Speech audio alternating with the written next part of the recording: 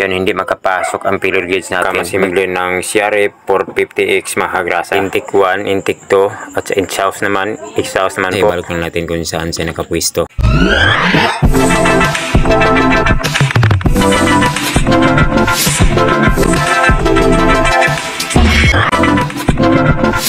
Welcome naman pong ulit sa ating lahat mga kagrasa. So ngayon, Honda CRF Racing Bike 450X 2007 model. Mahirap siyang pandarin. Subukan natin. Ayan, mahirap talaga. Ilang padjak at minsan hindi siya mandar. Ang hirap talaga pag ganito. So ang gawin natin dito ay buksan natin itong upuan para malaman natin, kunin natin itong tangke para yon ay tingnan natin ang kanyang valve pang clearance. Yan, buksan muna natin mga kagrasa para maalam natin at masukat natin, matingnan natin ang kanyang clearance, hugap ng kanyang valve. Kaya ngayon sabayan niyo ako para yun alam din natin kung ano ba pinakasanhi nito mga kagrasa. So paano ngayon ay samahan niyo ako, buksan na natin itong Honda CRF 450X 2007 model. I don't really know what comes next. I'm just doing my best even though I'm so stressed out. At yun, dito tanggalin muna natin itong timing hole cap nya kasi may mga marking dito sa bandang flywheel kasi malakas lang kanyang kuryente at zero kuryente sa inyo. Yun, kung paano natin ito malutas ang problema na to kasi yun dito po rin ay may marking po yan dito. Dapat rin natin i-align sa pagbalik. So yun po mga kagrasa, no. At dito rin sa bandang ibaba, sa may bandang flywheel ay may dalawang marking. Kaya share ko na lang sa inyo kung saan bang marking dapat natin itapat. Sa pagbalik na lang natin mga kagrasa, i-discuss natin. At dito naman sa kanyang cams, bago natin tanggalin ay sukatin muna natin, papasukan muna natin ng filler gauge. Yun. Yun yung mga kagrasa, no. Sa nakita natin, yun, hindi makapasok ang filler gauge natin. Ibig sabihin, ayun, wala siyang clearance. So yun, nakatukod ang balbula. Yan. Yan po, hindi makapasok ang gauge natin. Yan. Talagang walang gap. So yun po no mga kagrasa, ang gawin natin dito ay tanggalin natin itong kanyang cams. Pero bago natin tanggalin itong kanyang cams, itong 4 na bolt nito, ay tanggalin natin itong kanyang time engine tensioner. Okay, ito po ang time engine tensioner mga kagrasa, no.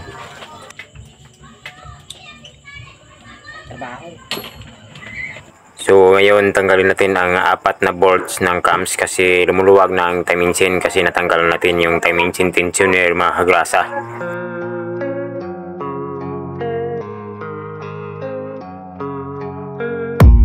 I don't really know what comes next. I'm just doing my best even though I'm so stressed out. Yan po mga kagrasa, sungkit-sungkit lang ng screwdriver para maalis natin ang time engine, para matanggal natin itong cams. So ito na po yung cams mga kagrasa.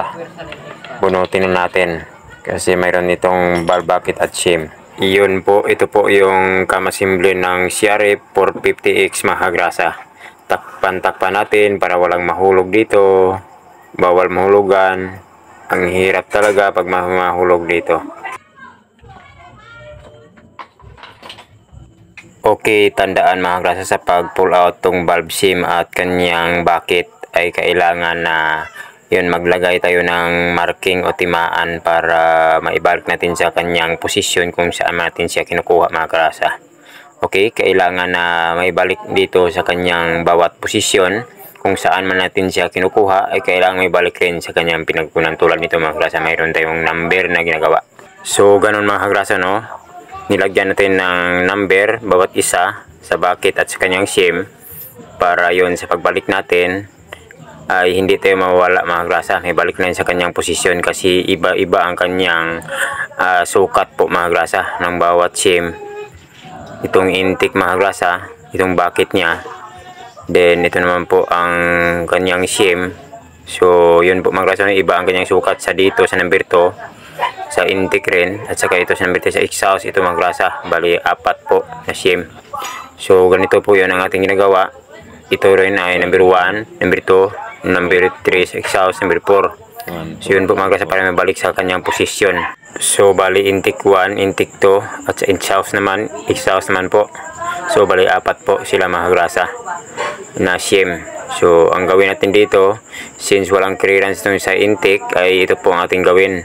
Hanap lang tayo ng bolts, at saka yun, mailagay dito ang shim para yun po mga grasa, no? Tulad nito, ilagay lang dito sa bolt para yun po, mailihaan po natin siya para maikuha ng konti, para yun mayroon ng clearance pagbalik natin sa ating valve po mga grasa, makapasok ng ating filler gauge. So ito lang po, liha-liha lang. Yun po mga grasa, mano-mano lang po sa pagkuha para mayroon na siyang gap o clearance. Kasi pag walang clearance po, nakatukod yung bulbula, yun nakasingaw po mga grasa. Yun, wala siyang compression. Kaya po lihaan po natin siya para yun po mga grasa, ang valve ay hindi na makatukod. Bali okay naman ang sa exhaust sa kanyang clearance, at ito lang sa intake, itong dalawa. So yan po mga grasa, no? TS at ito naman sa intake number 2. Lihaan naman natin para yun makuha ng konti, para mapasukan ng filler gauge, makuha natin ang tamang sukat. So yan po ang mga grasa ang gagawin para maroon ng clearance at hindi na makatukod ng balbula, at mayroon na siyang compression, kasi hindi maandar kasi yun nakasingaw yung valve mga grasa. Okay, ito naman sa kanyang exhaust shim, wala naman siyang bucket. Ito yung mga grasa, exhaust number 4, at saka itong exhaust number 3. So okay lang po ito ang mga grasa. Ito lang tayo sa intake ang ating kuna ng konti. Ito ang kanyang shim at bucket. So bali mga grasa, no, ito lang ang gagawin. Sukat muna natin. Lagay muna natin mga grasa, tapos sukat naman. So yun po, balik natin at sukatin natin mga grasa. Okay, dito yan ang kanyang bucket. Dito po nakapwisto yung number 1. Bucket 1. Ibalik na po natin kung saan natin siya kinukuha mga grasa.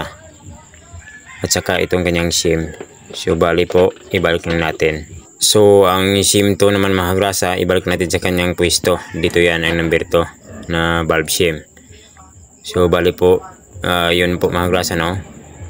At ilagay naman natin itong kanyang valve bucket sa kanyang camshaft mga grasa sa shim number 2. Dito yan nakapwisto.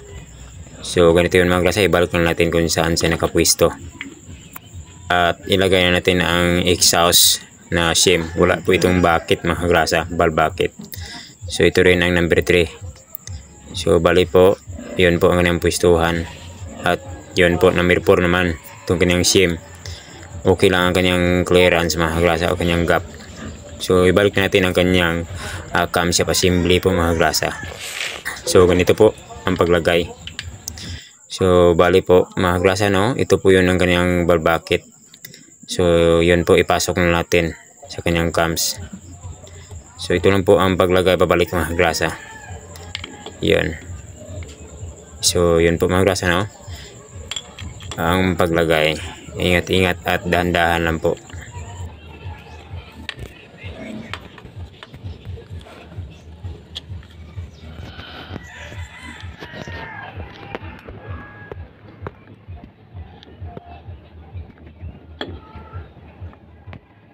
Dahan-dahan lang, kailangan na maitapat ang dowel mga grasa para mapasok natin ang kanyang cam sa kanyang posisyon. Yan, alright. Kunin natin yung pang takip. Yun po mga grasa, no, nalagay natin. So bali po mga grasa ay yun, lagyan natin ito ng bolts, itong cams, para yun po mga grasa, no, ay masukat na natin itong kanyang clearance, ang kanyang cam lobe, kung may gap na ba siya, hindi naman nakatukod ang valve mga grasa. Sukatan natin ng filler gauge. Yun po mga grasa, mataas itong dalawa, mahaba itong dalawa. Yun po, yun, mahaba itong dalawa sa bandang exhaust na bolts, at ito naman ay medyo hindi siya mataas masyado. So yun po mga grasa, no, higpitan muna natin ng konti, higpitan natin ng maayos, yung saktong-sakto at tamang-tama. At tapos sukat naman tayo sa cam lobe kung mayroon na bang clearance o gap para hindi makatukod ang balbula mga grasa, para hindi siya sumisingaw, may compression na. So feeler gauge ang gamitin natin. Yun po, sukatin natin dito sa intake. So yun po mga grasa, na gawin natin, sukat-sukat tayo kung okay na ba. Ayun, okay na siya, makapasok na yung feeler gauge. Ayan, makapasok na. So dito yun mga grasa, no? May clearance po siya, alright. At sa pagsagawa naman ng TDC o top dead center ay tingnan natin ang marking dito. At saka dito rin mga grasa, no? Mayroong marking dito sa camshaft sprocket. Yun po mga grasa ng kanyang marking. I-align lang itong parang may arrow sa loob ng makina, yung marking ng camshaft sprocket. Okay? Yun po lang ang gagawin mga grasa, no? Bago natin ilagay ang timing chain. Okay, ang pinakaunang marking sa ating flywheel, ito po yun mga grasa, ang pinakaunang guhit, i-align lang mga grasa sa flywheel at saka ditong marking sa makina. Okay, yun po, na-align na siya mga grasa, no? Then yun po, sa kanyang camshaft sprocket dito ay align lang. Yun po ang pagkalagay. Yun po, na-align lang dito. So yun po ang tamang TDC o top dead center mga grasa. Sa paglagay ng timing chain, kailangan magkalain itong mga marking. Dito po. At saka dito sa bandang likod naman, tingnan natin. Mayroon marking po dito. Yun, dito yun, banda. So yun, ang point mark na to sa kanyang gear, i-line lang. Dapat magkalain din dito. Yan, dapat magkalain yan mga grasa para masagawa ang tamang TDC. Then, ilagay natin itong kanyang tensioner ng timing chain para humigpit siya mga grasa. So ganun po ang paglagay, ikutin lang para yon makalagay tayo ng bolt, hindi siya nakatensyon po mga grasa. Yun po, lagay natin ang bolt ng ating tensioner. Then ang isunod naman natin ay release natin itong tensioner mga grasa para humigpit ang ating timing chain. Yun po lang ang gawin, ikutin lang konti mga grasa, no? So yun, i-release lang natin. Lumalagitik yan sa ilalim. So yun, tingnan natin kung migpit bang timing chain. Yan po, migpit na siya. Ibig sabihin nakatukod na ang tensioner natin sa timing chain. So yun po mga grasa, no, ang gagawin. At yun po mga grasa, pagkatapos naman ma-release ay lagyan natin ito ng bolts, itong kanyang yun dito, para hindi lumalabas yung oil. So sa pagkatapos naman ay final check natin ang ating cams para yun malaman natin kung okay na ba po siya. So ganito lang ang gawin mga grasa pag mahirapan na rin ng isang racing bike. So sukatin natin. So yun po, okay na siya. Yan, makapasok na yung feeler gauge natin dito sa kanyang cam lobe. Yan, dito naman makapasok na rin. Yun po, dito tayo sa bandang exhaust, yung kanyang decompression release, sukatin rin natin. Yan, sukatin natin dito. Yan, sa exhaust rin. So yun, okay na po mga grasa, no? At since okay na po siya, ayun, subukan natin na paandarin na. Ilagay natin balik ang dapat nilalagay para yun, masubukan na po siya natin na paandarin kung okay na po siya. So yun po mga grasa, no? Subukan natin na paandarin. Alright, masubukan na.